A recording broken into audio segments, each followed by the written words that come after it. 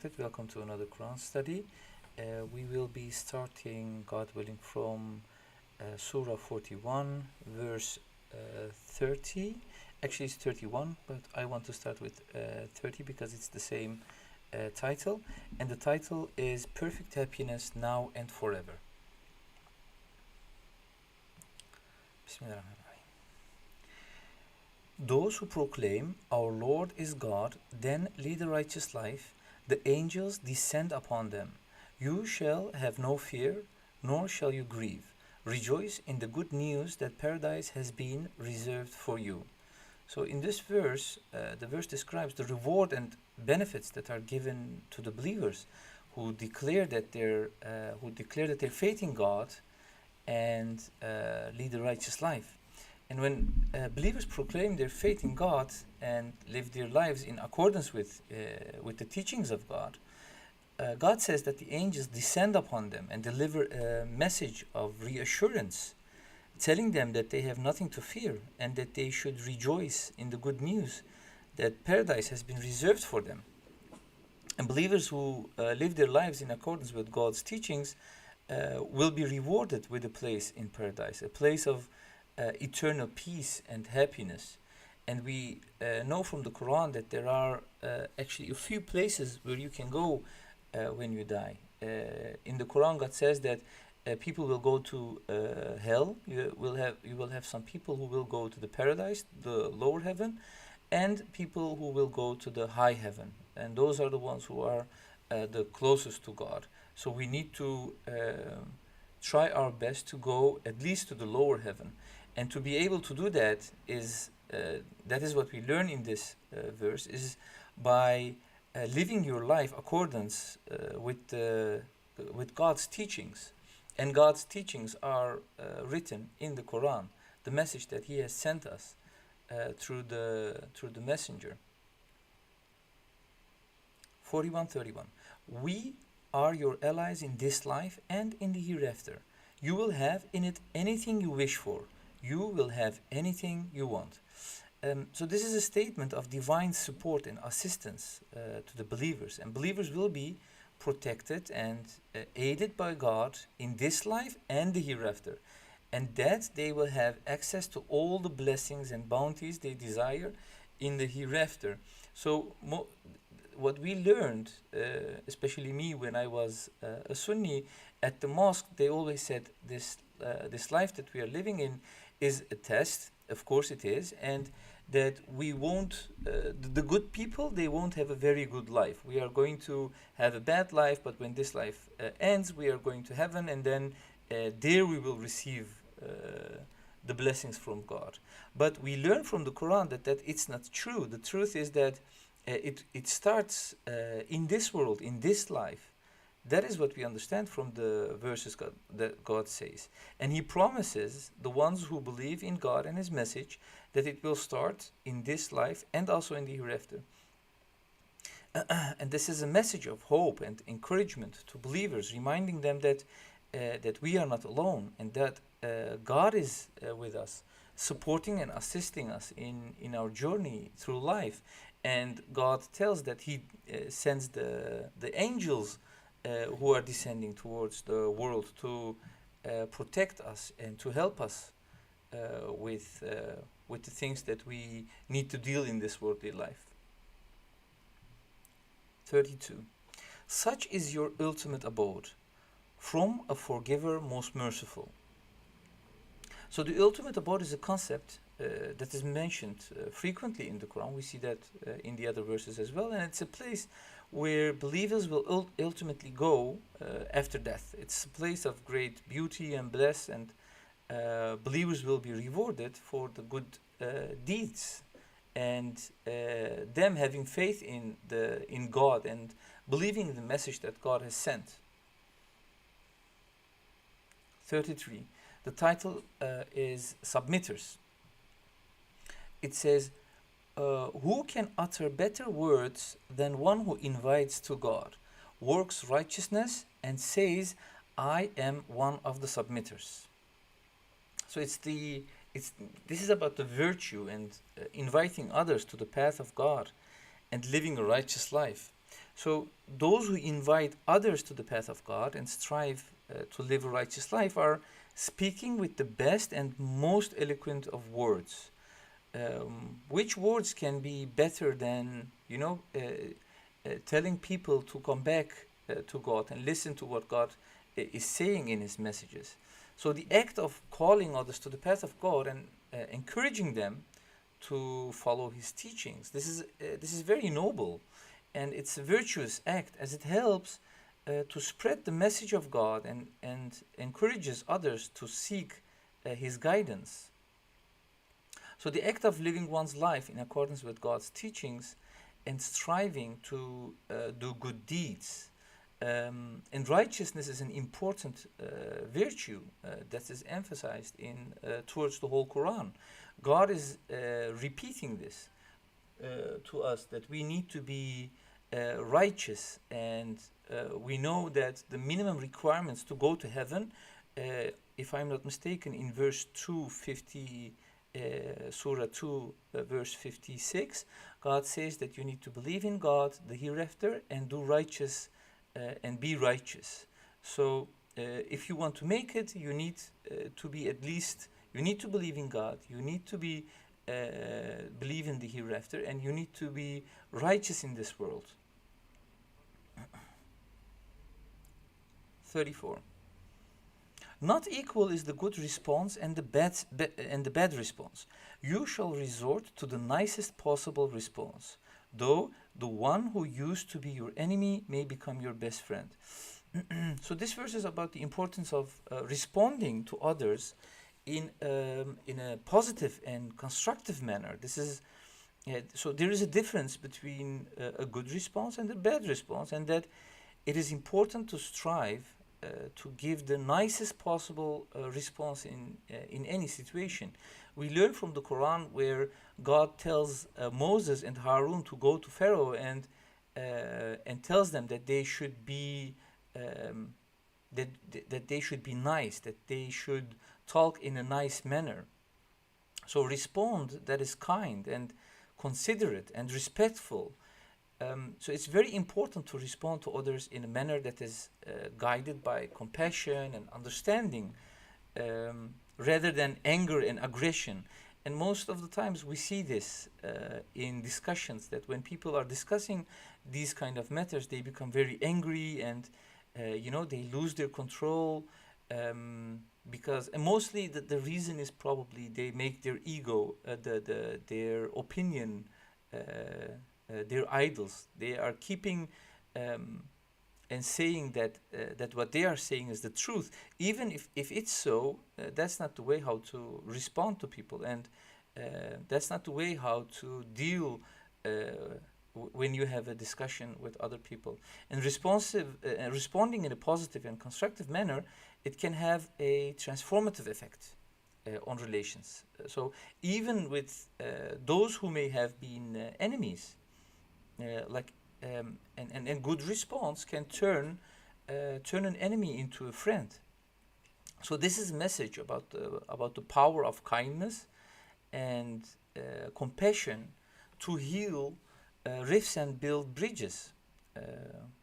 Like if you are very nice and you talk in a very nice manner, this can change someone's behavior towards you. If they are your enemies, they can become even friends. We have a Turkish saying in Turkey that, I don't know if the same counts for the English language. We say kind and sweet talk can take out a snake from his hole. So even a snake will come out from his hole if you can speak very kindly and nicely towards it. And God tells us in the Quran that this is a command of God, that we should act on this way. We shouldn't be angry. We shouldn't talk on a very aggressive way. We should be always kind and be patient with people who do not know the truth. Actually, I in my personal life have had some times when it was very difficult for me to talk with people, especially when they learned about submission. They were like an enemy, and I try to be very patient. I know it's very difficult, but God commands us to be patient and to be nice, even towards our enemies. 35. None can attain this except those who steadfastly persevere. None can attain this except those who are extremely fortunate. God tells us the qualities that are required to attain certain goals. And perseverance and good fortune are necessary to attain these goals. And the quality of persistence and determination.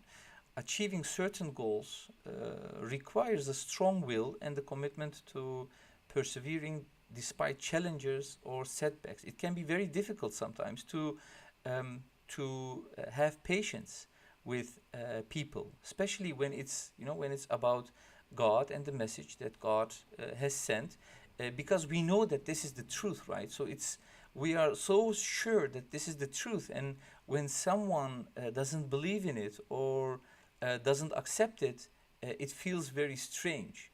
Um, and to have patience for something like this, it's not easy.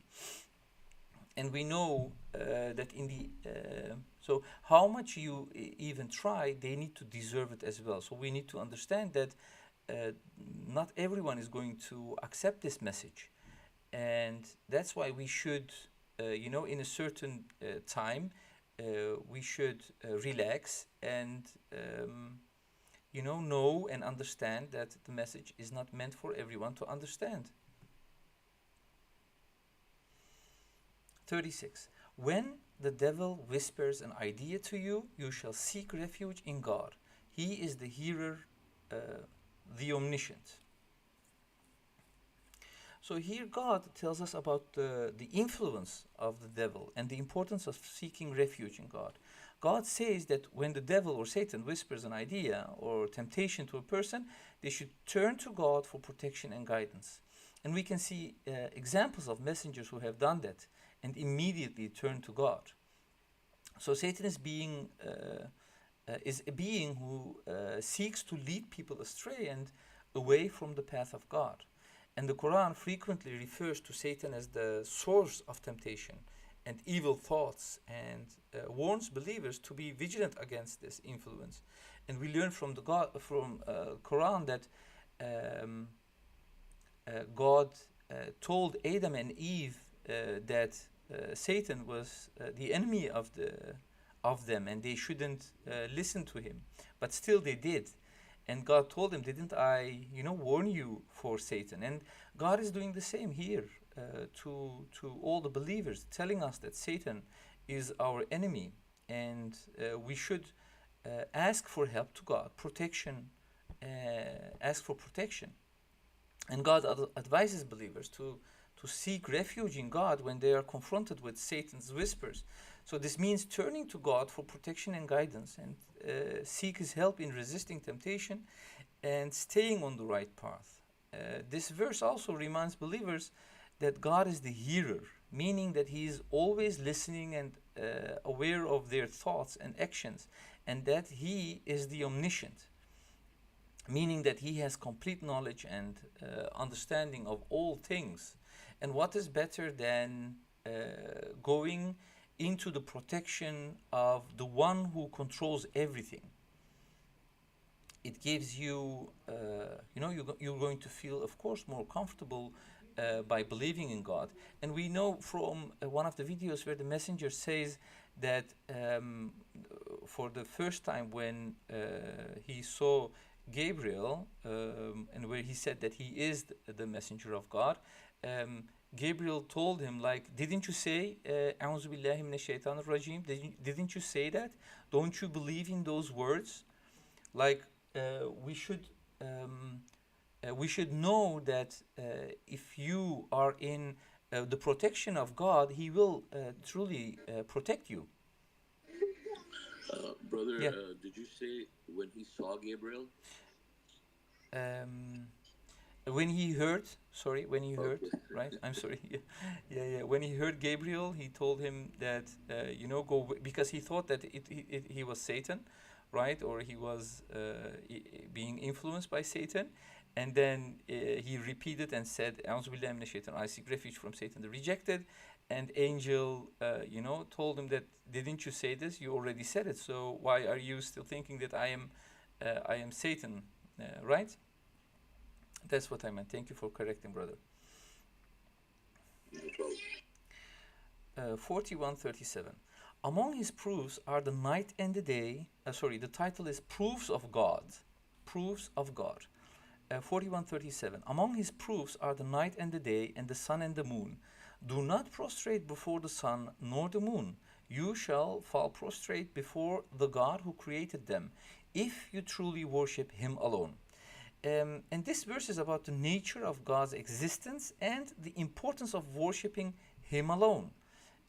So the verse lists several of God's proofs or signs of his existence, including the night and the day, and the sun and the moon.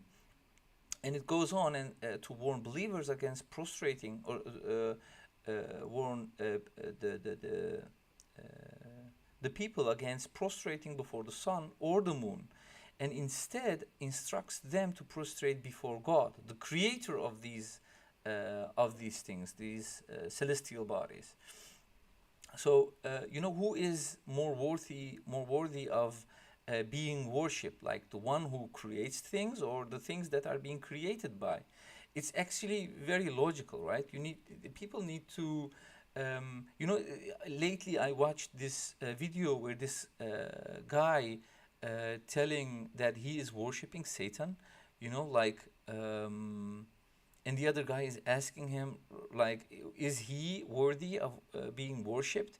On the one hand, you have God who created Satan, and on the other hand, you have Satan who is been created, and you can't even compare. Like the power that God has, he is the only one who is worthy of worship. And the act of prostrating or performing the act of sujood, the contact praise that we are doing, is a physical expression of submission and humility before God. It is an act of worship that is performed during the daily contact prayers and is seen as a way of showing our devotion to God. We know from the thing that happened where God told all the angels to prostrate, and all the angels did before except Satan. So prostrating, listening to God and doing the things that he commands is very important, because that is the one thing that Satan didn't do. He didn't listen to God. He said, "No, I'm not going to do sujood." And he said that he is better than the human being because God created him from light or energy or fire, and Adam from mud. So we should be very careful, and try to do all our contact prayers, salat. 4138. If they are too arrogant to do this, then those at your Lord glorify him night and day without ever tiring. So those who are too arrogant or prideful to prostrate before God and show their submission to him will be compared to those who glorify him constantly without ever tiring. And those at your Lord is a reference to the angels, who are the inhabitants of the divine realm and the servants of God. So the angels are constantly engaged in the act of glorifying God, and that they do so without ever tiring or growing.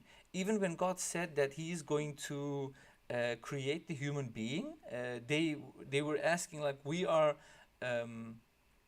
prostrating and glorifying you all the time. Are you going to create a human being who is going to shed blood on earth? And God said, of course, that he knows that which they don't know. But this is also a warning to those who are too arrogant or too prideful to submit to God, reminding them that even the angels, who are the most perfect and closest to God, they are constantly engaged in this act of glorifying him. So we were the ones that didn't fully submit to that God is the only one that can be a God. And angels did. And still they are doing prostrating it. And God tells us in the Quran that, and he compares it, right? He says, those at your Lord glorify him night and day without even tiring. And actually, the thing is that God doesn't need our prostration. It is not for God. He doesn't need to be glorified. Even if we don't do, he doesn't need it. We are the ones who need this to be able to, feed our souls by remembering Him day and night. 39. Among His proofs is that you see the land still, then as soon as we shower it with water, it vibrates with life. Surely, the one who revived it can revive the dead. He is omnipotent.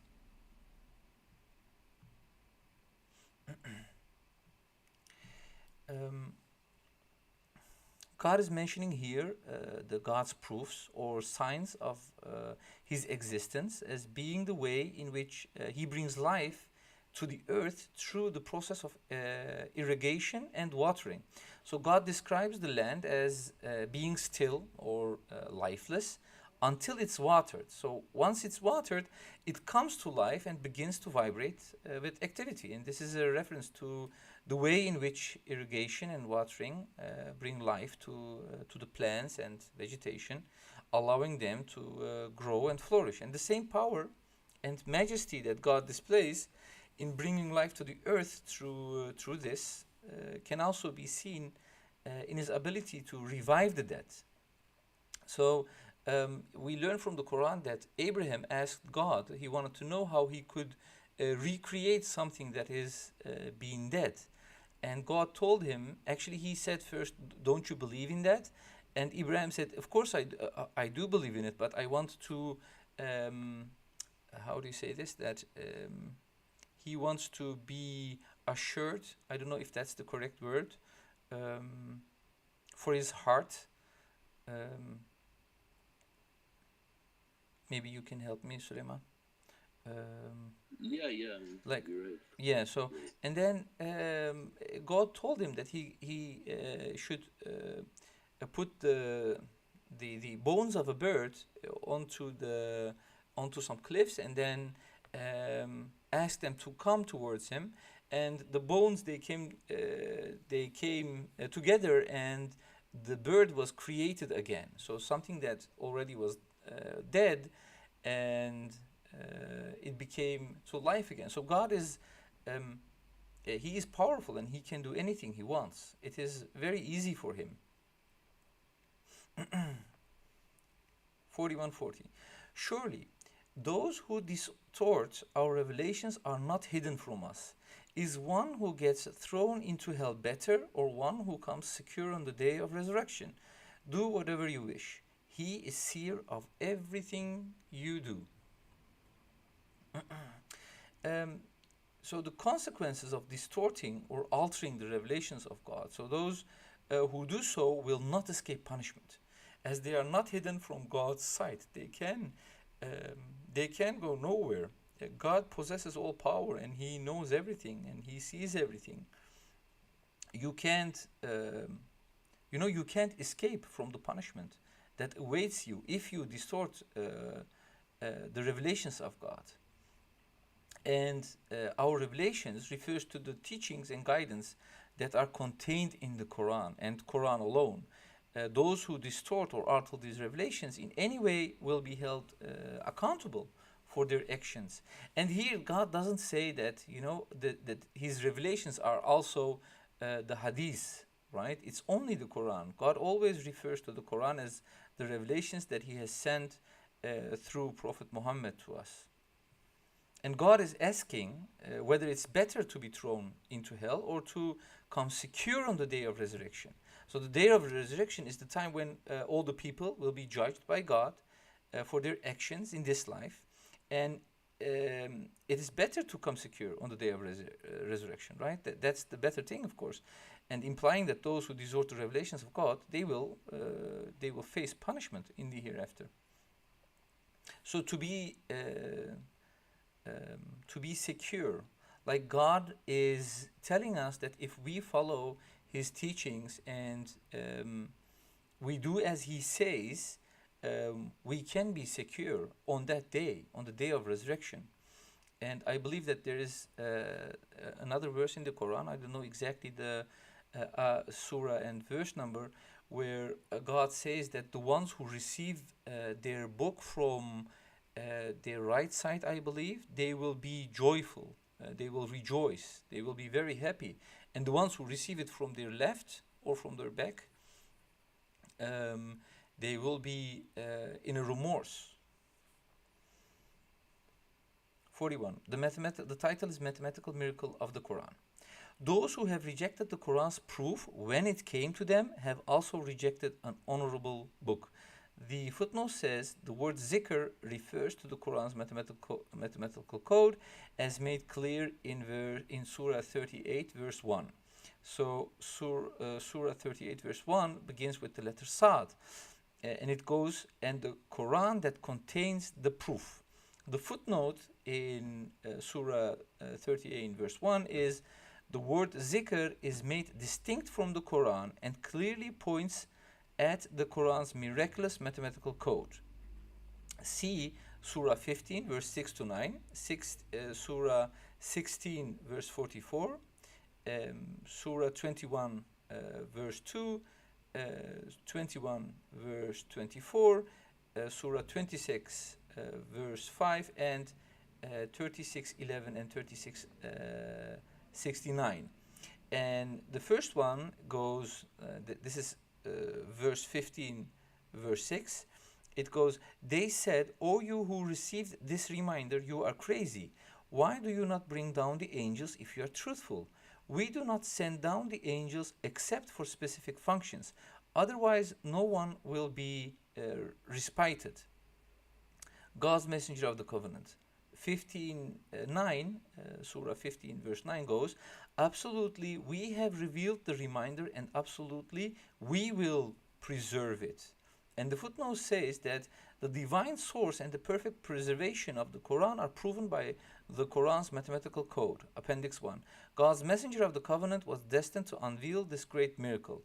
The word zikr denotes the Quran's code in several verses. And the value of Rashid Khalifa, the geometrical value of Rashid Khalifa, that is 1230 plus surah number 15 verse number 9 is 1254. That is a total of 19 times 66.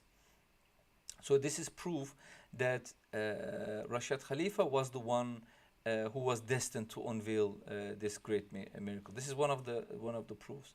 And in Surah 16:44, we read, we provided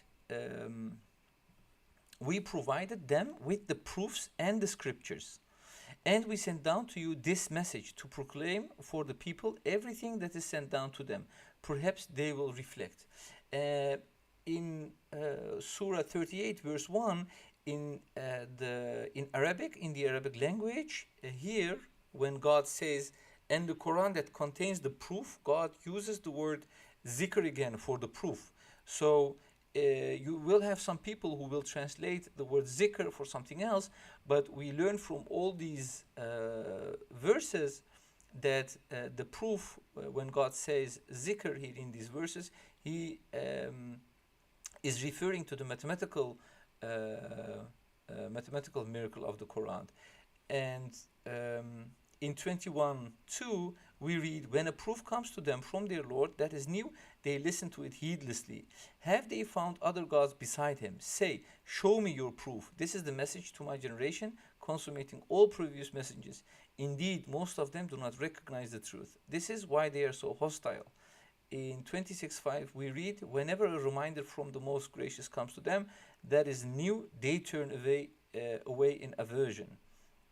And in 36:69 we read, what we taught him, the messenger, was not poetry, nor is he a poet. This is but a formidable proof and a profound Quran. So those who reject the Quran's proof when it is presented to them, are also rejecting an honorable book. Rejecting this proof means basically rejecting the whole Quran. So we can say that anyone who rejects the mathematical proof of the Quran does not accept the Quran as the word of God. And we see that in the verse that I have read, 36:69, when God is saying that this is a formidable proof, he is saying that this proof, it's not a sentence. Where does it say? It's not referred as, it's not a poetry, right? So it's not about, the proof is not about the, so people are saying that, you know, the Quran is like the Arabic, the way of how Quran is written is has a very high level, and when God says proof in the Quran, he means that this Arabic language he is using is extremely high, and that's the proof of that the Quran is the word of God. But actually, we learn from the Quran that when God says the proof, he tells us it's about the miracle 19. The word zikr is translated as proof in this verse, supports the Quran's divine origin and authority. This is a reminder about the importance of considering the evidence and arguments that are presented in support of the Quran's divine origin and authority, and to not reject it out hand. I made here a note, but I forget. Actually, what I want to say is like, this is very important. I didn't know this before. This Surah 36, verse 69. Because a lot of people are saying that. They are saying, yeah, the Quran is a miracle. Look at the text, the Arabic text. It's such nice and beautiful, and this is the proof where God says, this is the proof. The text is the proof. What we learn from the Messenger of the Covenant, it's not only the text, it's the mathematical structure behind it. 41:42. No falsehood could enter it in the past or in the future. A revelation from a most wise, praiseworthy. The footnote says one of the major functions of the Quran's mathematical miracle is to guard every letter, and every aspect of the Quran, though any tampering is immediately recognized. Appendix 1 and 24. So the Quran is a revelation from God that is free from falsehood or error, and that has always been and will always be pure and untainted. So this is made possible by God, who made the Quran with the mathematical structure that we all are familiar with. So if someone tries to put or tries to change a letter or a word, this mathematical structure will unveil it. It will show that it isn't from the God, and we know, of course, from the two verses, the false verses that people had tried to put in the Quran that God has sent to the Prophet. We can, with the help of this miracle, this mathematical miracle, we will be able. The messenger could show that these are not the words of God, and people try to inject them in the Quran, and this miracle exposes them. So in the past they tried to insert these two false verses in the Quran, and we now can see and witness that God has indeed protected the Quran. So the mathematical miracle shows us that those two are false, and that they are not a part of the Quran. And a lot of people are asking, yeah, but isn't this like, if God says that He has protected it, then for almost 1400 years, how is it possible that there were two false verses in the Quran? So that means, if you say that these are false, that means that you are saying that God couldn't protect the Quran. But we learn from the Messenger of the Covenant, he gives an example. He says, if you put a rule and no one tries to overlap the rule, then we don't know if the rule really exists. For example, if you put some people in a room and you tell them not to leave the room, and if they leave, they will be punished for it. As long as no one is leaving the room, we don't know if the rule exists. that when they leave, they will be punished. Until someone really tries to leave the room, and if they do that and you punish them, then the rule really exists. So, for us to understand that, they tried to put some verses in the Quran, and God shows us that it isn't possible. Look at this example. They tried to put two verses in the Quran, but they couldn't. And the miracle exposed those two verses. So this is a way of, actually it's it's extremely genius. It's a way of showing and proving them that even if they tried to do it, they couldn't do it. It's like a perfect system that God has created. 43. The title is God's Messenger of the Covenant. What is said to you is precisely what was said to the previous messengers. Your Lord possesses forgiveness, and he also possesses painful retribution. The footnote says mathematical proof shows that this verse refers to God's Messenger of the Covenant. By adding the geometrical value of Rashad, 505, plus the value of Khalifa, 725, plus this verse, 43, we get 505 plus 725 plus 43 equals 1273, which is a multiple of 19. 19 times 67. See Appendix 2. So this verse is about the continuity of the divine message and the dual nature of God's actions. So the message is that the message that is being revealed to the believers is the same message that was revealed to previous prophets and messengers, implying a continuity and consistency in the divine message throughout history. So the message that we have received is not a new message. It's actually the same message that has been given to Abraham, to Moses, to Adam, to all the other messengers and the prophets, because the source is the same source. Of course, there are some changes made in the rules. For example, God says in the Quran about the month of Ramadan, when there are some things were prohibited, and then God said, I know this is very difficult for you, and now I made it lawful for you. You can have sexual relations with your wives after opening your Ramadan.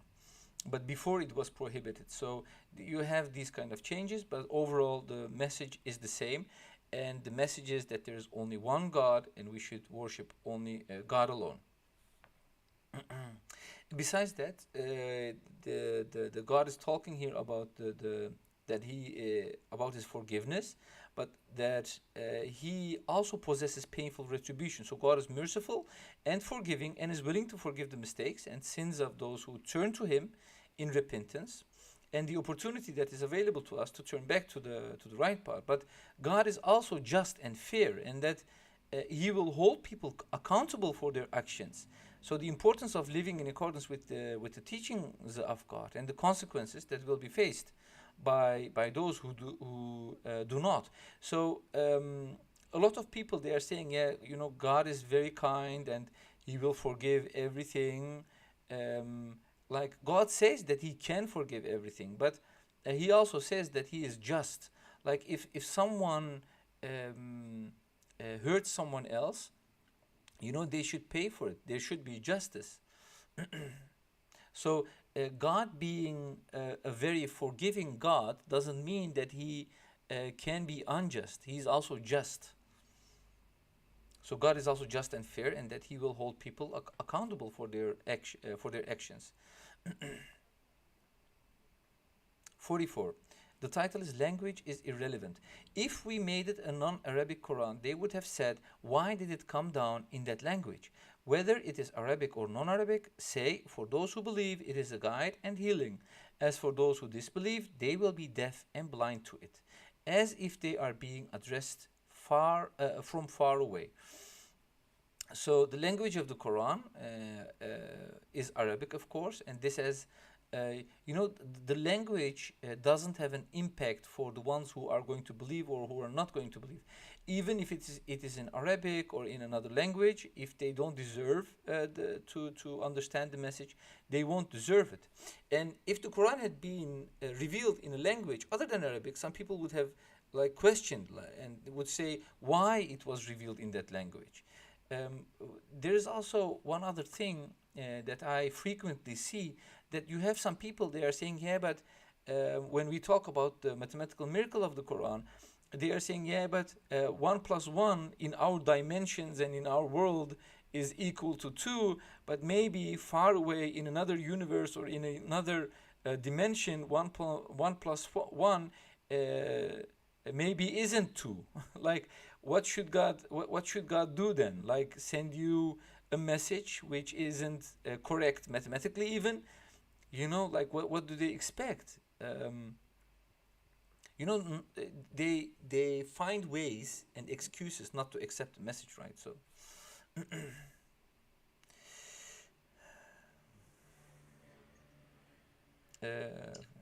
yeah. 45. We have given Moses the scripture, and it was also disputed. If it were not for your Lord's predetermined decision, they would have been judged immediately.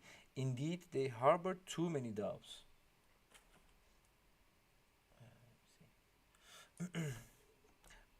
So the history of divine message and the role of God's will in determining the outcome of disputes. So the scripture that was given to Moses, which is a reference to Torah, was also disputed and contested by some people. Whoever works righteousness does so far for his own good, and whoever works evil does so to his own detriment. Your Lord is never unjust towards the people. So there are consequences of good and evil actions, right? And the fairness of God's judgment. Those who work righteousness or do good deeds do so for their own benefit, while those who work evil do so to their own detriment. And the phrase, your Lord is never unjust towards the people, is that God is just and fair in his treatment of people, and that he does not show favoritism or partiality in his judgment. And this is a reminder about the importance of the fairness and the justice. And we know that God is just. 47, the title is Idols Disown Their Followers. With him is the knowledge about the hour, end of the world. No fruits emerge from their sheaths, nor does any female conceive or give birth without his knowledge. The day will come when he asks them, where are those idols that you set up besides me? They will say, we proclaim to you that none of us bear witness to that. The footnote says, God has revealed this knowledge through his messenger of the covenant. So this is about the omniscience and sovereignty of God and the futility of God of idol worship. So God has knowledge about the hour, which is a reference to the end of the world and the final judgment. And this implies that God has full knowledge and control over the events that will take place at the end of time. And God gives us also clues about how that day will be. And we have learned through the messenger of the covenant when this will take place. And he explains in one of his videos that this will happen in the year 2200 AD and shows the proofs from the Quran. And he says, I am not saying, God is saying in the Quran when it will happen.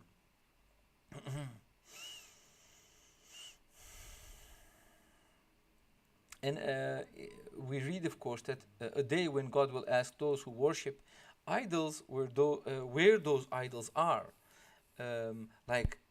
People made Jesus their idol or Muhammad their idol, and all of them, they are going to disown them. They are going to say, go away from me. I never claimed divinity or I never claimed, godness. And of course, other idols, like these idols, are seen as being set up in competition or opposition to God, and that they are ultimately powerless. Only God has power. 48. The idols they had idolized will disown them, and they will realize that there will be no escape. Yeah. The idols that people have idolized will disown them or reject and abandon them on the day of judgment. And those who have worshipped idols will come to understand that they will not be able to evade or escape the consequences at that moment, and they can't turn back.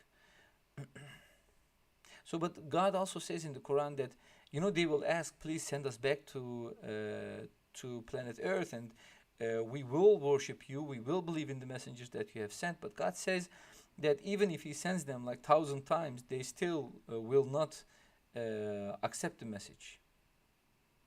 Even if it's like 1,000 times, every time when they go back, they will go into idol worship. 49. Bad weather friends. The human being never tires of imploring for good things, and when adversity befalls him, he turns despondent, desperate.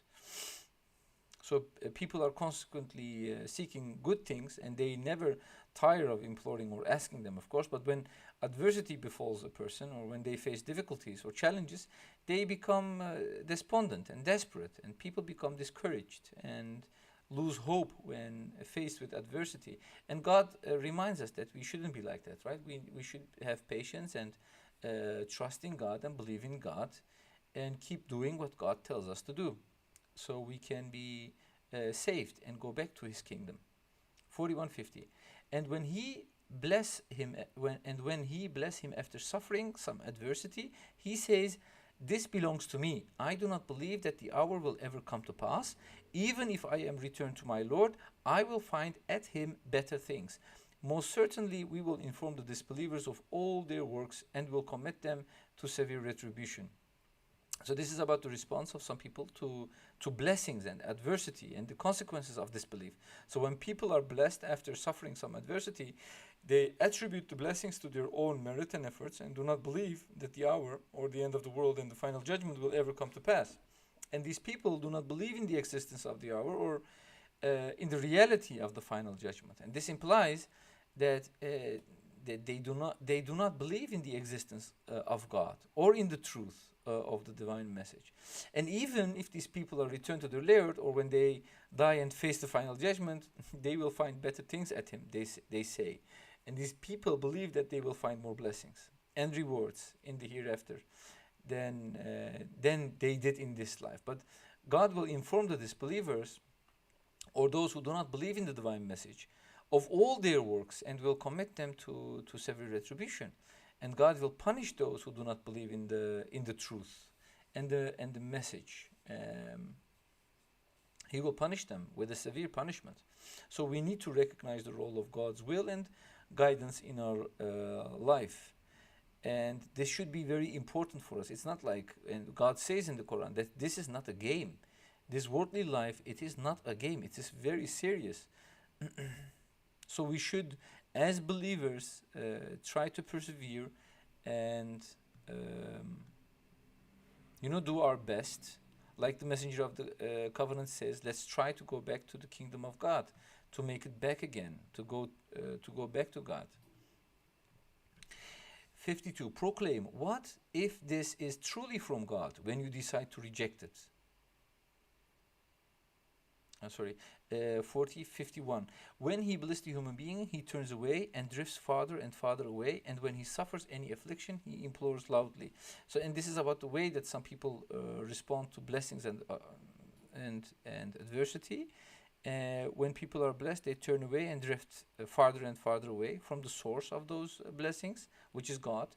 And this implies that people are ungrateful and do not appreciate the blessings that they receive. And when people face adversity or difficulties, they become desperate and implore or call out for help. And this is the natural human tendency to turn to God for help and guidance when faced with adversity. There's a verse in the Quran where God says that you have these people, they are in a ship, and when wind comes and they are very scared, so the ship can they have difficulties at the moment. They implore to God, and immediately when they set foot on land, they forget about it. Like, this is the natural human being. 52. Proclaim. What if this is truly from God? Then you decide to reject it. Who are farther astray than those who decide to oppose it? Oppose this. So it's very dangerous to oppose this message. And the verse begins with the command proclaim, so which means that the speaker is being instructed to convey the message to others, the messengers that God has sent. And the divine message being referred to is authentic. So people have a choice, right, to accept it or reject it, and those who choose to oppose the message are misguided and lost. And you know, if they keep rejecting it, and they will die on this path, there is no way back. You have this is really the last chance, right, for all the human beings to make it back to God. 53. A great prophecy, the title is. It says, we will show them our proofs in the horizons and within themselves until they realize that this is the truth.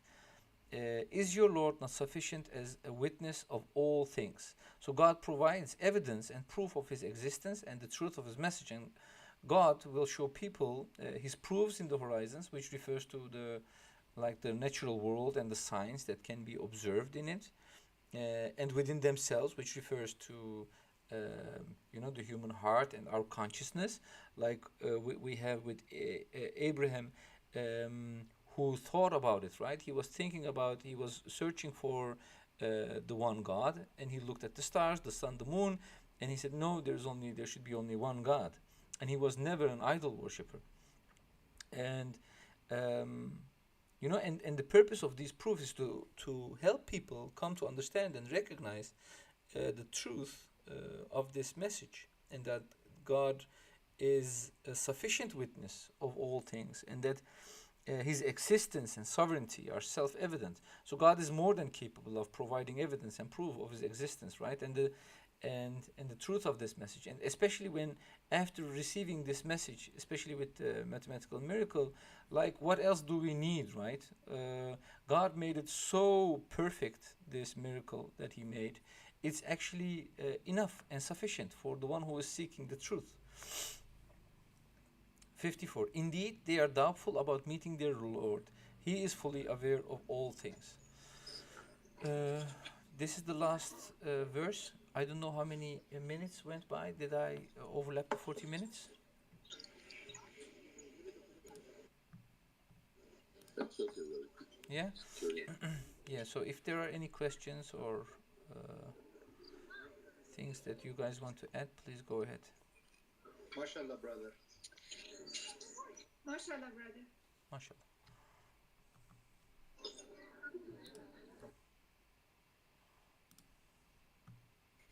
MashaAllah, brother. So I guess the one thing I was kind of not sure if I was paying attention properly, but there was one part where we were talking about the Quran's literary part versus the mathematical part, right? So we were talking about the Quran's proof being the mathematical miracle, or the Quran's miracle being the mathematical miracle? So you have both of them, right? You have the literature. It's like an excellence thing, but you have also this mathematical proof. And in the footnote, it says that God refers to, I believe it was 36. One moment. It was 3669. Here it says, what we thought him, the messenger, was not poetry, nor is he a poet. This is but a formidable proof and a profound Quran. So I need to check so I need to check the let me see if I can find it, the footnote. And in that footnote, if I can explain it correctly, it means like God is not referring to the text here, because he says what we taught him is not poetry, nor is he a poet. Right. Yes. So he is by using the word zikr, he's referring to the mathematical proof, because you have yeah. Yeah, brother. Yeah, mashallah. I mean, the thing is that, this is what you said, mashallah. I agree, it's correct. I also want to say that, what makes the Quran's mathematical proof really strong in so many ways is that, you know, I mean, although the proof itself is the mathematical miracle itself, but you know, the miracle is composed of two things, which make it a miracle.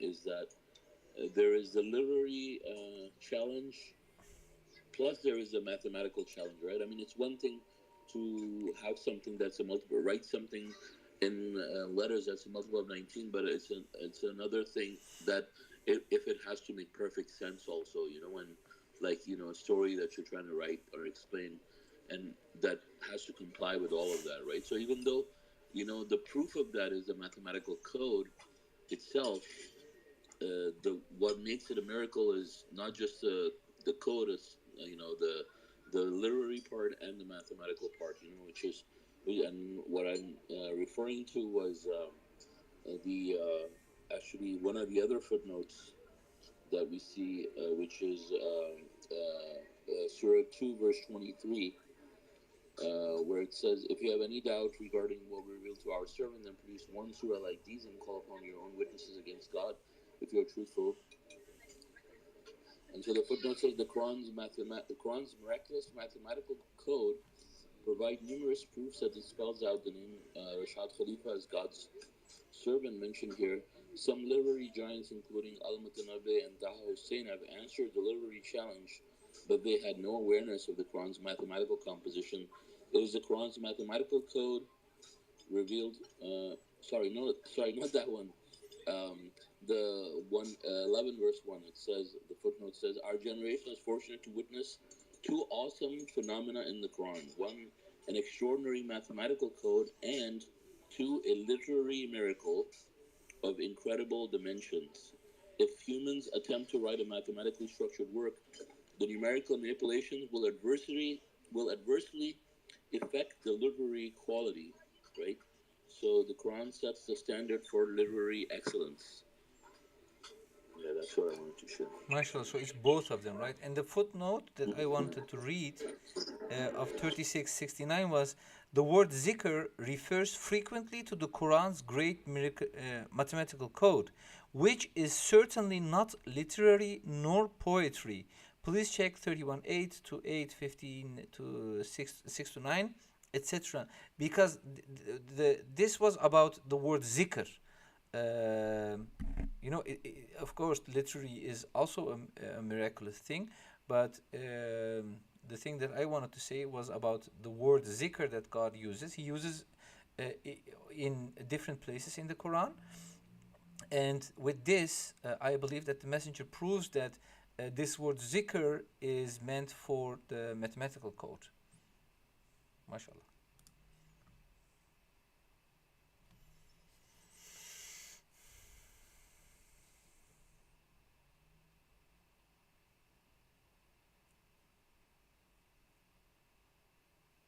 Yeah, mashallah. I also wanted to comment about the verses earlier that we started with, about you know, unifying, you know. So yeah, so I think for some submitters, you know, it is a huge.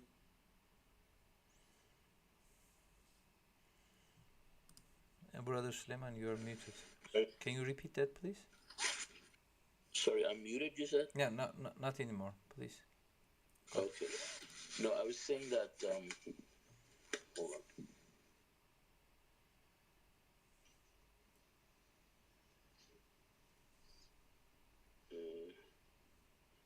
Oh, one sec.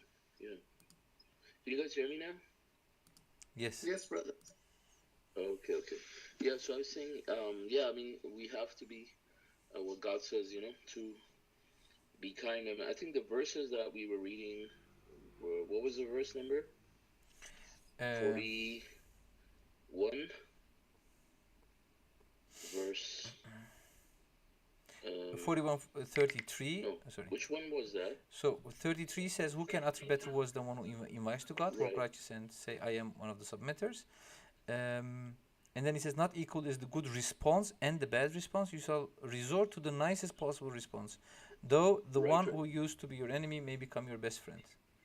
Mm-hmm. Right. Yeah. So we know that this does not refer to our religious enemies, and when we talk about that, loving your enemy, it's referring to people who are your personal enemies, right? So doing that is extremely difficult. But God says, only the fortunate people can actually do that. It's very fortunate people can attain it, and the reason why. So really, this doesn't have anything to do with the religious discussions. I think we were talking about religious discussions too, but the thing is, this is talking about specifically about our personal enemies. Like for example, in the Messenger of the Covenant also talks about it with examples, like say, he said, like your enemy, I mean, like your not your relative, like your neighbor, builds a fence or something on your property, right?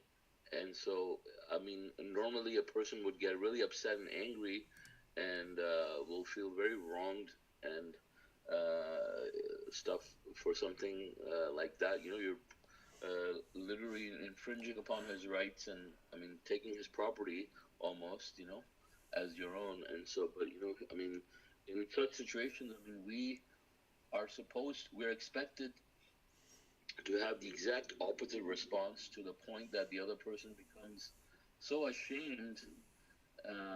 Well, not ashamed, doesn't necessarily have to be ashamed, but I mean, the thing is that it affects the person so much that they become, and they're so impressed by you that they become your best friends, you know. So that is referring to that. Now, nevertheless, when we debate with people about submission, we debate with them in the best possible manner. But the thing is, even the best possible manner, God says, debate with them in the best possible manner unless they transgress, right? So there is a condition to that also, like people, because you can debate with them, you can invite people, but then there are people who are transgressing and who will not be as respectful and courteous when talking about God, and they will maybe attack you and things like that. So it's important that we make these distinctions clear to ourselves, that this is separate from like religious enemies, religious debates, and these verses are talking about personal interactions with people, personal at a personal level.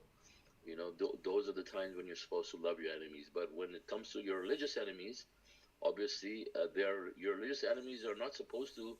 You're not supposed to turn them into your best friend and try to, be so kind to them and everything, because God says, obviously, you have to be harsh and stern with these people. Let them find you stern and all this stuff. So, just wanted to add that.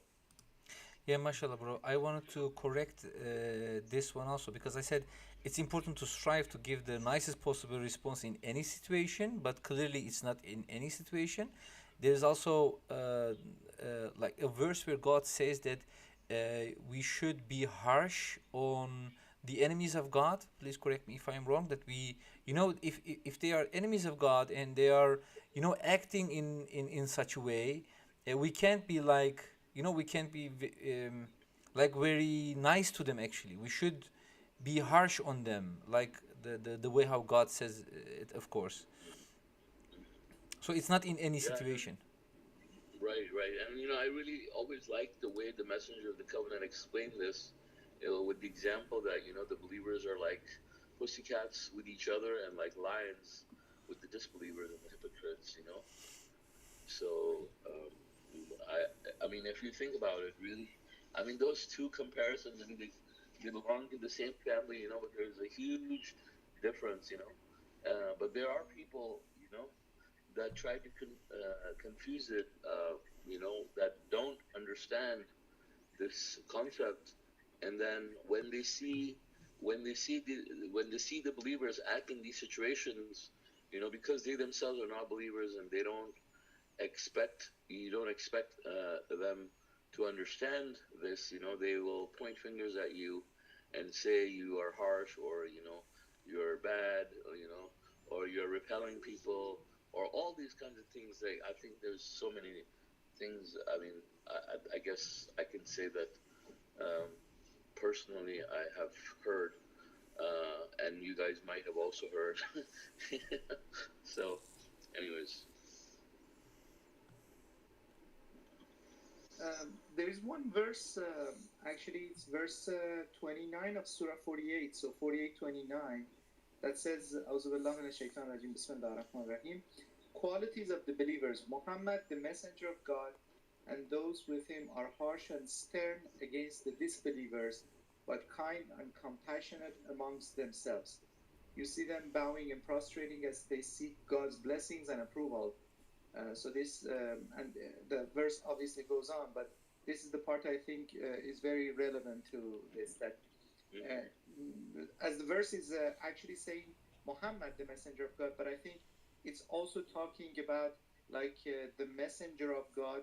It could be also Dr. Khalifa mentioned here, and the people who are actually with him, were with him, and also other than that, it would also apply to the present situation, that we should not be actually very like friendly toward disbelievers, in that sense that when they want to obviously attack us about our religion, right? Mm-hmm. Right, exactly. Yeah. But then we have like Yeah, the and verse. the part I was gonna want to say is like, the verse. This verse says disbelievers, right? Mhm. And so, like, I've also heard that. Well, it's not talking about the hypocrites, you know. Well, hypocrites are also disbelievers. That's very Yeah, funny. they're also disbelievers, and they're the worst category, basically, So, Yeah, they're the and worst types of yeah, disbelievers. yeah, and I mean, God talks about that in other verses, even though this verse may not exactly spell it out specifically, But it's the same thing. I mean, God says even to the point where if they don't leave you alone and they persecute you, you may fight them and kill them, obviously, if they attack you. So, obviously, the verses are very clear that, you don't extend the same treatment to the believers as you, to the hypocrites that you do with the believers. It's a quality specifically of a believer that, and it's natural because the believers are not apathetic towards God and towards the message, and naturally will be very, offended, also, like, almost hurt at a personal level when they hear something about their religion, or about them, or about God, being distorted in the way that the disbelievers and hypocrites will do. Right? They'll attack the religion and they'll try to twist it, change it, attack the believers, and any sincere person who sees a behavior like this will definitely have a repulsive reaction towards it.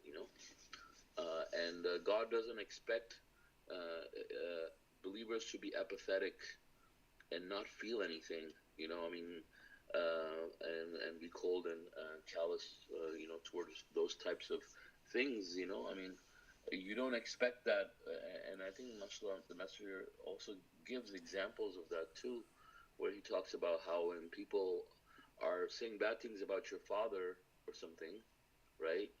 And then you don't go and be kind and loving to them when they're doing things like that, right? And so, like, if you think about it, towards God and religion, when these people act like that and say things and blaspheme and all this stuff, if you are showing them kindness and love at that point, for whatever reason, I mean, you're actually disobeying God. People think that they can be kind and loving to hypocrites, and that will help them, right? And we have seen it actually by now. Other people will justify being kind to them and advocate being kind to hypocrites because they think that if you're kind to them, it will help them, and you're disobeying God by not being kind to them. But it's the exact opposite. You're not helping them. You're actually getting them worse by approving of their behavior and whatever they're doing about God, and allowing it to become acceptable and normal. If you don't address the seriousness of the situation, obviously, this makes it even worse. So that's all I wanted to share. Also, there is another verse, Surah 60, verse 9, that says, God enjoins you only from befriending those who fight you because of religion, evict you from your homes, and band together with others to banish you. So basically, here we have the word fight, in the sense that we should not be nice toward those who are fighting us because of our religion, and we should not befriend them. So basically, that's what we should be doing, and just stay away from them. Mm-hmm. And also, this verse also, when you mention it to them, like they also say, no, but this verse is talking about war, like they make it extremely dramatic, or it's talking about even fighting, and they say it's talking about physical fighting, But really, the messenger of the covenant also explains this, and it's common sense that when it talks about those who fight you because of religion, it's talking about people who are showing a strong opposition. That opposition doesn't necessarily mean that they're physically coming and punching you in the face or something. But they are so strongly opposed to it that it creates a feeling of strong discomfort amongst yourself, and this person is promoting something, they've taken a stand against it. Like fighting always doesn't necessarily mean that the person has to, like, even verbally, that the person has to verbally attack you in specifically, or a person has to attack another person physically. Like, for example, if a person could be fighting against somebody else. Let's say you and I are fighting, not in the literal sense, but we are fighting with our lives and our money to promote God's message, right? And then another person is making it their business to promote falsehood, and they're so adamant that they're willing to do whatever to promote falsehood, and they don't care about anything else. Now, when you talk to them, they could speak nicely, like, "Oh, brother, I'm just promoting God," or something, But then when you tell them, like, "Hey, what you're saying is falsehood or blasphemy, and you're disobeying God," but they don't care, and they say, "No, I wanna. This is falsehood, and I wanna promote this. What you're saying is falsehood, and I want to promote what I believe in, and this is the right thing." And let's say they start promoting circumcision or anything that is unquranic, so they may not be physically attacking you as a person, but they may be fighting XYZ, uh, you know, but they're still fighting the believers, right? Like, for example, in some situations, you will see that there are people that will selectively, fight against a certain person or a group of people, but they will try to be nice to the rest of them because they think that, they, in this way, they can divide them, and they can, conquer some people against the others, because, like, it's in a tactful way, like, they will cause a division this way by just being nice to the others, but not being so nice towards a certain group that kind of more opposed to what they're doing, right? So they will start to fight them, or they will be fighting them secretly. But then on the other front, with the rest of the people, they will be nice, right? But you have to look at the whole situation. Like, you can't say, for example, well, this person is not personally fighting me, so I can be kind to them, for example, right? And that's why the part comes about just, knowing if someone's a hypocrite or not is enough for you to, learn that you're not supposed to be kind and compassionate towards such people, and that, also that you're not supposed to befriend them, whether or not they're fighting you, referring to the hypocrites.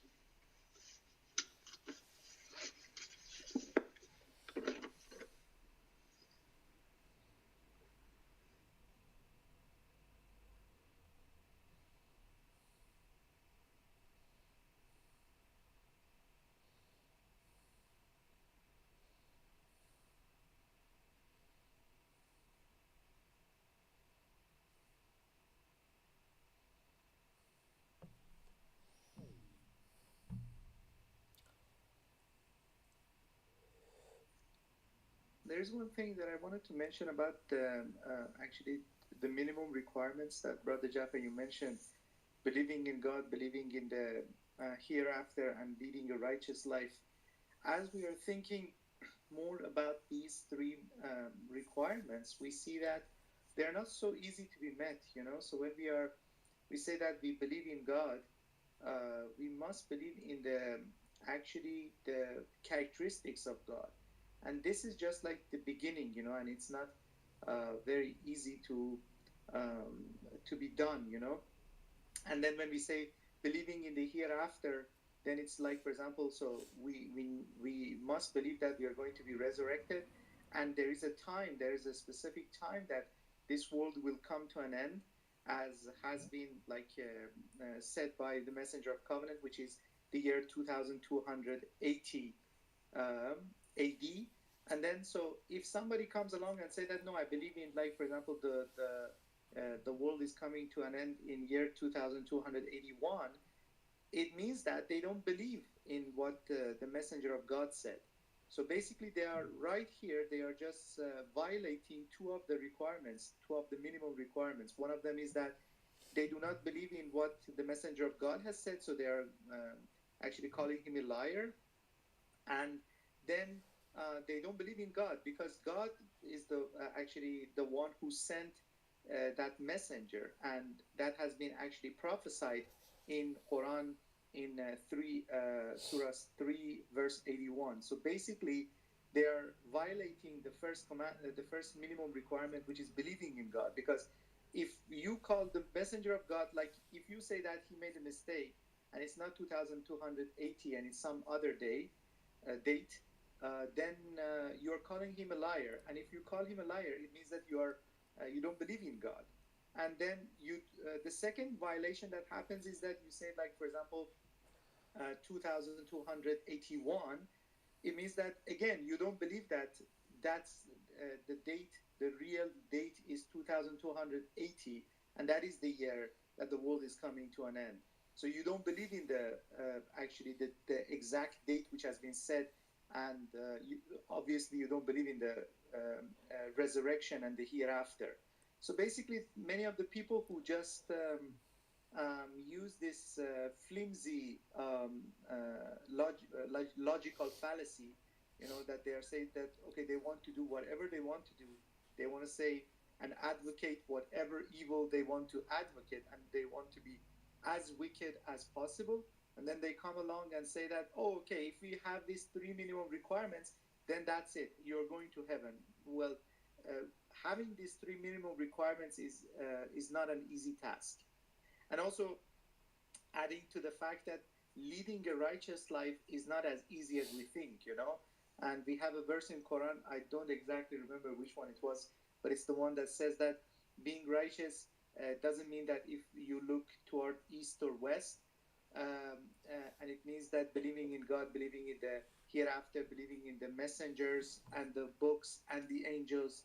So basically, it's all of them, So you can't say that I am living a righteous life, and God has given you in Quran several verses that give a definition for being righteous. And being righteous is not so easy. I mean, leading a righteous life is not an easy task. So if we delve deeper into the meaning of these three minimum requirements, you see that they encompass everything, like almost everything. So there's nothing which is out of these three minimum requirements. So basically, you can't say that. So there was one argument that one person said that, oh, okay, the Messenger of Covenant says 2280 in one of the videos. Believing in it is not required, and so on and so forth, and you have the minimum requirement. This is basically a trap, because if you logically think about it, you see that understanding God, understanding the life, the hereafter, as well as leading a righteous life is not an easy task. MashaAllah. Can we say that because the Messenger of the Covenant says that you don't need to believe in them, right? In his video, can we say that it's like for the people who didn't receive the message? Because if you have received the message God says in the Quran that you should accept it and you shouldn't, Yeah. right? Yeah. Yeah, I mean, like, for example, people who came before him, right? They couldn't possibly believe him because he wasn't even there, you know? So obviously that's not a requirement for them, you know? So that's actually goes to the people before the messenger of covenant and before the message.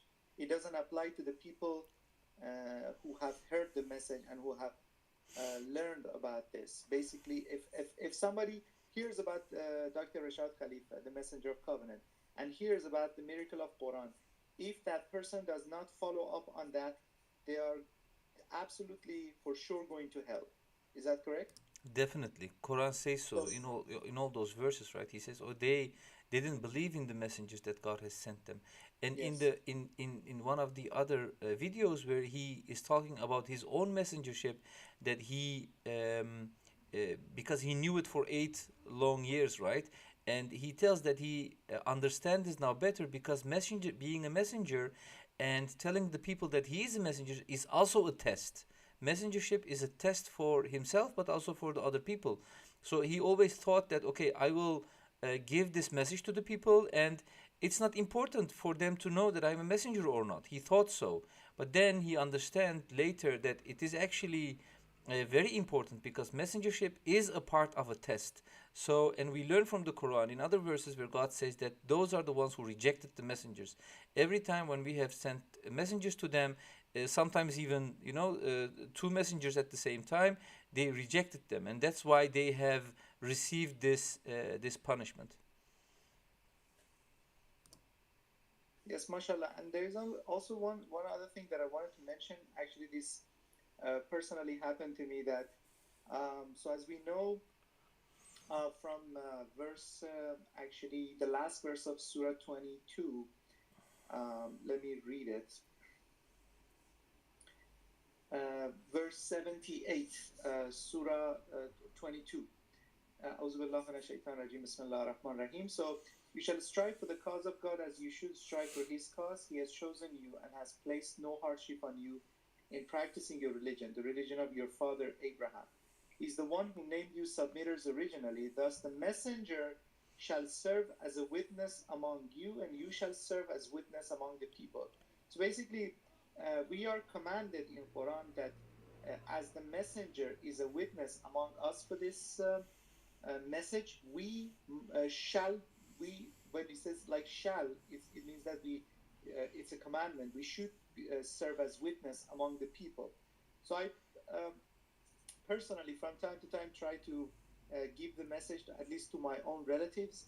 And interestingly enough, when I sent, like, for example, the message to one of my relatives, and I said that, okay, so please watch this video. I sent the first video of Dr. Khalifa about who is God, because like she was sending me different files about from Morgan Freeman and all these nonsense, giving very stupid ideas about God and stuff. And then I wanted to actually give her the message. Then I sent the first video, Who is God, by Dr. Rashad Khalifa to her. And I asked her to actually take a look at it and give me her opinion on it. And then what happened was that I received a message from her. Like, she didn't say anything about the video, but she sent a file to me that said that, oh, there was a time that the Vikings were living in Sweden and they were like living like animals. And what happened was that they were like sitting around the tables and drinking wine and talking about imaginary hell and heaven and stuff like that. And then like the message was like, what she was saying was that basically she didn't believe in any of this. And then so what happens is that at that point I think you should just like give up, because those people are the people. And interestingly enough, they're living in a certain location for a specific reason. You see that they believe in so many nonsense, and they think that they are so open-minded and they understand many things that they allow anything, to occur. And actually, one of the things about this person is that actually, so his sons basically uh, have children out of wedlock, you know. And this is, I don't know, this is becoming a thing in Europe, that they are not actually holding marriages and stuff. And so the thing is that what I wanted to say is that, you know, we must give the message to the people, but in the end, actually, whether they believe or disbelieve, it is completely up to God, you know. And the only thing that we have to do is to give them the message. MashaAllah. Yeah, mashallah, they can say a lot of things, right? But here, like even God says that, okay, if those are, if you believe that those are the gods or your gods, bring me your proof. So, you know, but just by saying things doesn't mean that it's correct, right? People should always give proof of what they are saying. If this is like she's telling a story about Vikings, right? But what is her proof that they really did that and they Yeah, that's the spoke like that? point. Like They it's don't have very any yeah. proof. So Yeah, they it's don't have any proof. and when you Exactly. come with the proof, they reject it, right? You come with like clear evidence, clear proof. It's mathematical. It's like undisputable, and you know, and then still they don't believe in it, and that shows that they don't really care about the proof. So, and you know, most of the times when I try to give the message to my family, my friends, people around me, is what I saw in time is that, you know, you see that they don't really care, because if they would care, they would put some time and effort to it to understand it, right? Or, you know, and if they don't care, yeah, then why should God guide them? Exactly. Yeah, mashallah. And we are like extremely blessed to actually have heard this message, and more than that, to believe in it, you know, because believing in this message is not our doing, this is God's doing. That actually God willed it for us so that we believe in it. And subhanallah, you see how few people like believe in this message. And even there are some people who say that they believe, but actually in the end they end up being hypocrites. And mashallah, we have to be very careful, inshallah, to do our best to, as Brother Suleiman said, to analyze ourselves like regularly, and check, so that inshallah we stay on the path and we don't become like hypocrites. I want to share something that happened yesterday with one of the guys whom I'm working with. He is a Sunnite, and I showed him the Surah 7, verse 69, where you have this word Bestaten, which is written with Sad. The second letter is Sad in most of the Qurans, and in some of them it's written with Sin. And this verse starts with the letters. I believe it's also with the letter Sad, right, in the end. So the Bestaten should be written with Sin. This the Messenger of the Covenant gave the proof of, and they had also historical proof. They looked in the museum in Turkey, and they saw that it was written with a sin. So before I showed him this evidence, I asked him, can someone change even one letter of the Quran? So he was so sure that that no one could do that, no one is able of doing that. And then I showed him that you have here a word with different letters, and you know, showing this to him, he just couldn't understand the whole thing, what is going on and what is happening. I tried, you know, to explain it to him, but it didn't, like something so simple, right? It's just you can compare two words, and if they are different from each other, which one is the right one? Which one is which word was said to Prophet Muhammad, and which one was written down correctly, right, at the moment when it was revealed to the Prophet?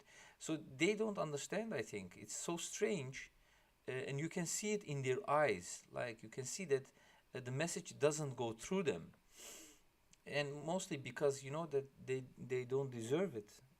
I think. MashaAllah, thank you for sharing.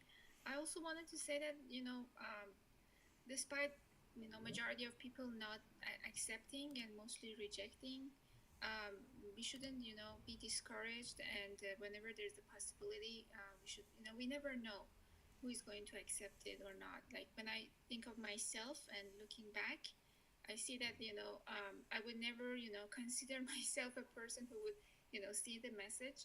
So it's like at least once or twice we should try, and if they are like fighting back or they are averse, then we understand. Yes, this is like as you brother Jafar said, it's like it doesn't go through them, but it's a very enjoyable thing to do when we are inviting people. It's something that it's our responsibility, and it's something that is, as I said, very enjoyable. And there are people actually listen, and some of them, depending on where they are in their life, it's very easy for them if they take it immediately, and for some people it might take longer if they are not averse.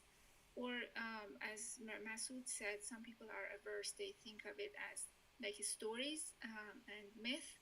So but overall it's something that we should do. I mean, and it's mashallah, it's a pleasure. MashaAllah, MashaAllah. Brother Jafar, this is the one you were talking about. Surah 7, verse 69, the word Bastatan.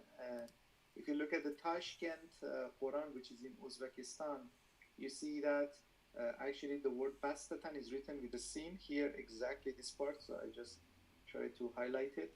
This is the word. And then in many of the Qurans, as you mentioned, and now, interestingly enough, in some of the Qurans, we have like Sad, and then there is a small sin on the top of it, So they were not sure which one it was. They wrote the word with Sad, but then they have left a small sin on the top of it as well. So, so this clearly shows that they were not sure. And then the miracle of Quran exactly shows that this should be actually. With sin, and even the same word you can see in Surah 2. In Surah 2, Bestaten, the same word is written with sin. So even so, they had the same word in another verse in the Quran. They could say, yeah, here you have in Surah 2 this word, so probably it should be written with sin. They didn't even came up with that, and they just kept writing it with Sad.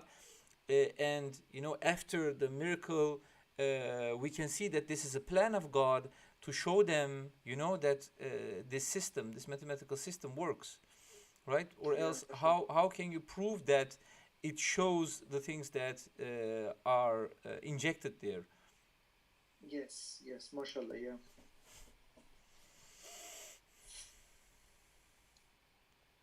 And this is an extremely simple, like how simpler can it be, right? You have you have just a word. You don't even need to be able to read Arabic. You can even look at the word and see that there is a difference, right?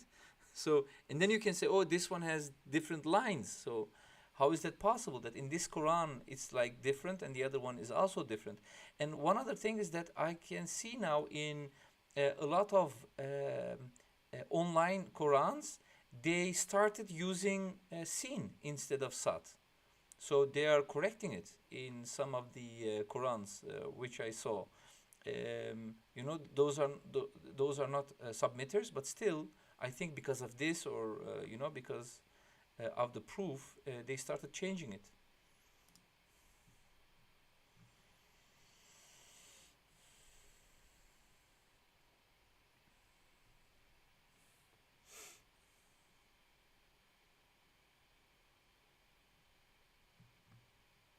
Yeah, and I want to read. Jafar, Yeah. you said he saw that and he couldn't understand it. So, like, what was his defense? Like, when he saw that? yeah, he started asking me. First of all, I asked him, is it possible that someone can change even one letter of the Quran, right? One letter. And then he said, no, it's impossible. God protected it, so no one can change even one letter. And then I showed him the two different words with different letters. And then he started asking me, yeah, but does the meaning change? Like it's always the same. It's always the same. Every time they say the same. Yeah, but the meaning doesn't change, so it doesn't matter. Yeah, They but say. he's clearly contradicted himself.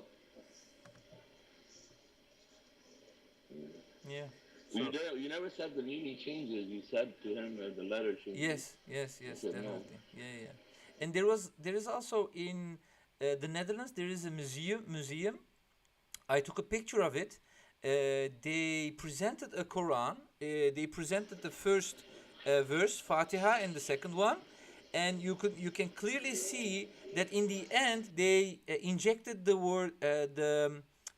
word Amin.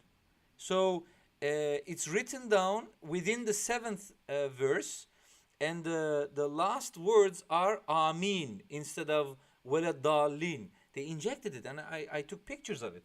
I will share, God willing, in the group app. They have added the Amin instead of Zalin.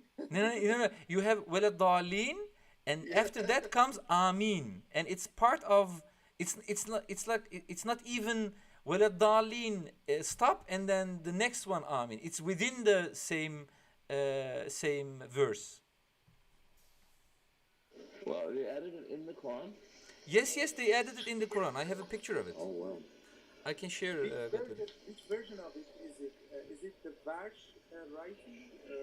Because like the one that actually we are reading, and also Messenger of Covenant mentioned that this is the one, and also obviously the actually the miracles of Quran, the mathematical miracles of Quran, show that this is the one. So this one that they have added it, so they should have like printed it somewhere, and they should have said that this is one of the readings of Quran. So, but which one is it? Like they have created a new one all of a sudden? No, it was just like an old.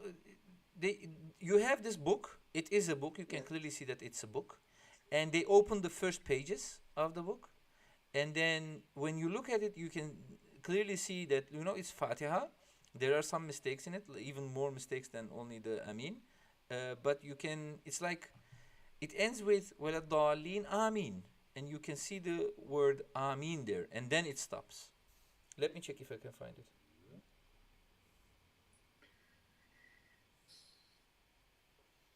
They do all sort of distortion that they can. But it's okay. It's like the verse in Quran that says that they are trying to put out the light of God with their mouth.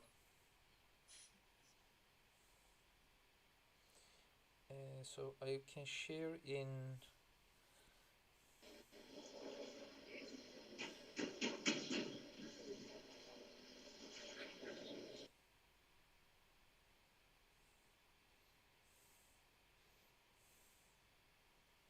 I shared it in the group. Which group? Wait. I have put it somewhere else.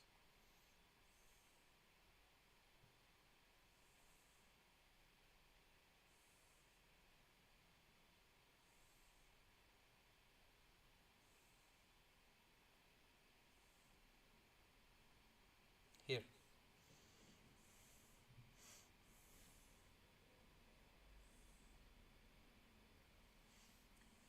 Maybe can you share this, Masood, in your screen? Yes, that's that one. Yes, can you guys see that?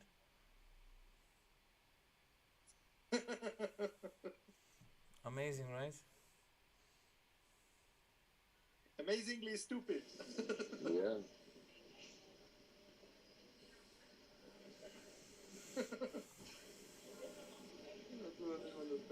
I'm glad that they didn't actually.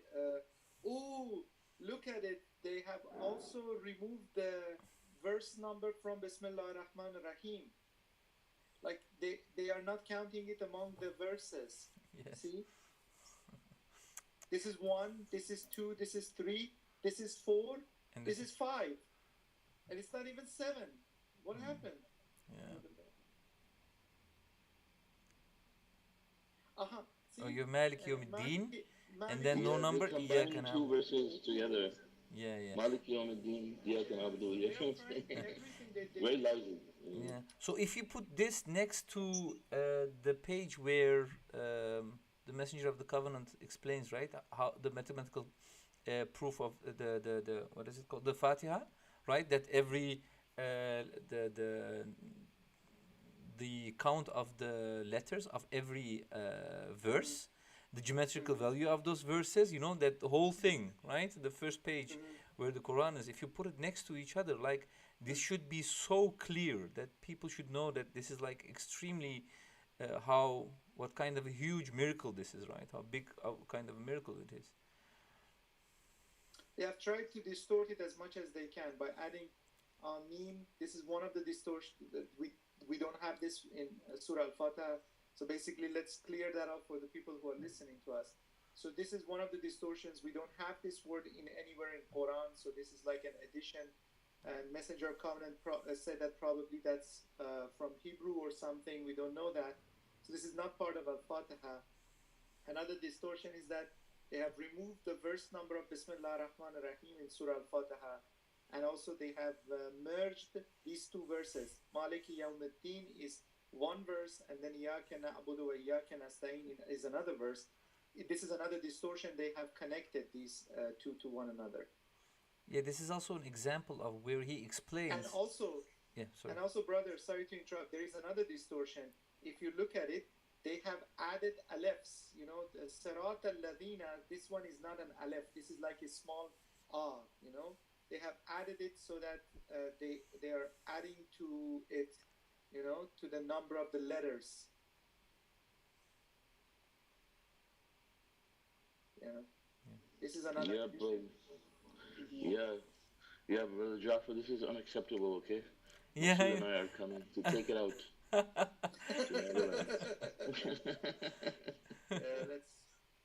That was interesting. Thank you. So, yeah, he's looking at the flights as we speak.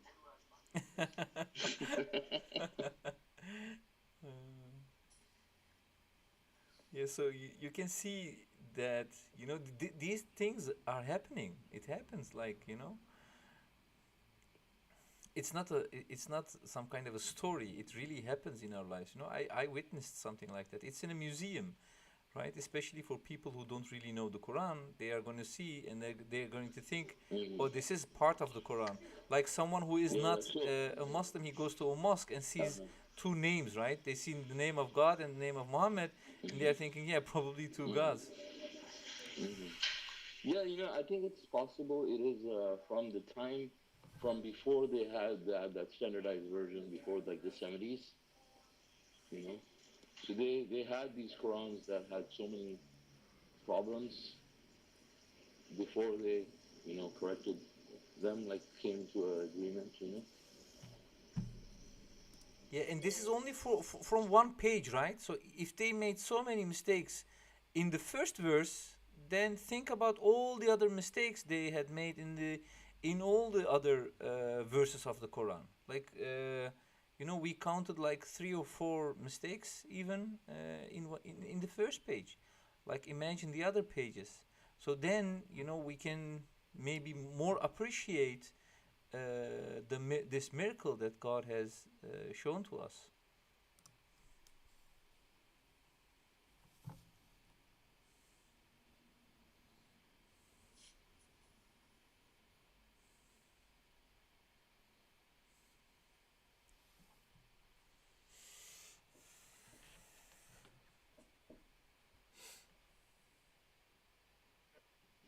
So we have a new member named Test. Mr. Sulaiman, can you hear me? Yes. Yes. Okay. I'm testing this Mac. I put this application on Mac, so trying it. Okay. Let's call him Test from now on instead of Salami. Yeah, he's a test for us. Yeah. You know, he just came into submission, right? So he is in this time of being tested by God. So it's a good name for him, maybe. Let me speak from here too. And mashallah, it was Brother Salami's birthday, I guess, yesterday. So maybe, Brother Suleiman, if you want to recite Al-Fatiha for him. Brother Suleiman is disconnected. He's going to come back, inshallah. Maybe Brother Jafar. Yeah, we can do inshallah. Shall we wait for? I think we can wait for Brother Suleiman to join within the Fatiha.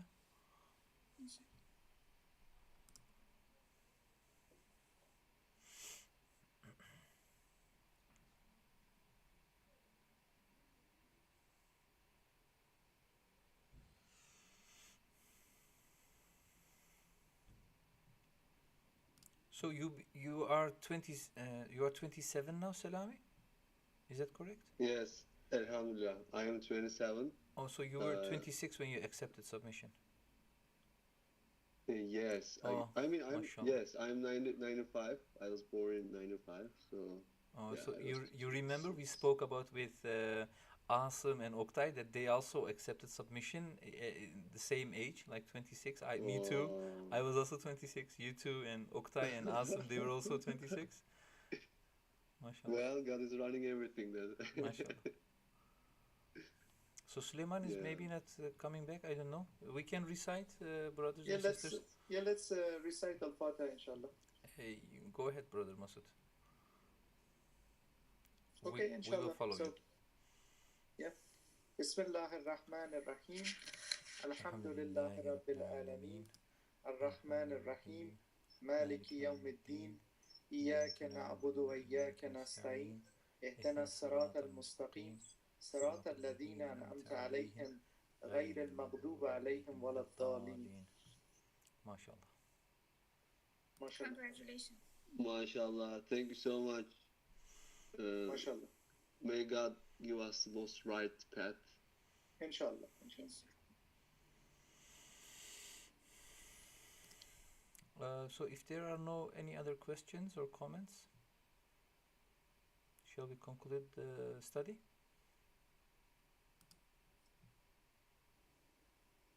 Yeah, inshallah. I don't have any other comments. MashaAllah.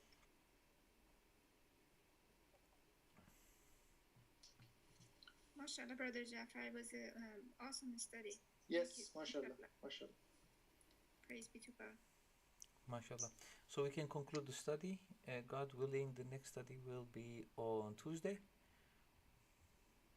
At 2 p.m. Pacific 2 time. p.m. Pacific. Yeah, MashaAllah. Yes. Thank you for joining. Assalamu Thank alaikum, you. everyone. Assalamu alaikum. Assalamu Assalamu alaikum. alaikum. Assalamu alaikum. Assalamu alaikum.